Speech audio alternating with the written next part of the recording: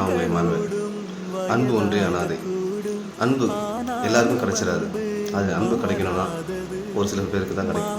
அது யாருக்கு கிடைக்கும்? உண்மையாக நேசிக்கிறவங்களுக்கு மட்டும்தான் கிடைக்கும். இது என்னடா உண்மையாக நேசிக்கிறது யார் அப்படின்னா, நம்மளை உண்மையாக நேசிக்கிற 2 ஜீவன் இருக்குது. ஒன்று நம்ம பெற்ற தாய், தந்தை. ஸோ அடுத்ததுன்னு பார்த்தோன்னா, உண்மையான உறவு அப்படின்னா நமக்கான உறவு, தாய்க்கு பின் மனைவி. இவங்க 2 பேர் தான் இந்த 2 விஷயங்கள் மட்டும்தான் நம்மளை நேசிக்கக்கூடிய விஷயமா இருக்கும். இதில் 2த்துலேயே ஒன்று மிஸ் ஆனாலும் வாழ்க்கை மிஸ் ஆன மாதிரி தான். ஸோ தாய்க்கு பின் தாரம்.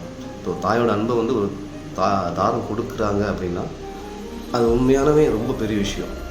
பட் அதுவே இந்த உலகத்தில் சில டைம், சில காலம், சில பேரோட பார்த்தோன்னா உண்மையாக இருக்கிறது.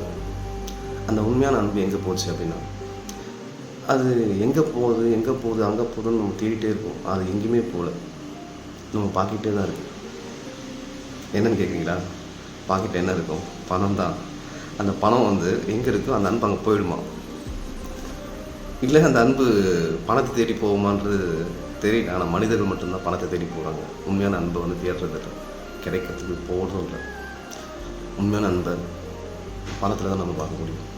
தேங்க்யூ.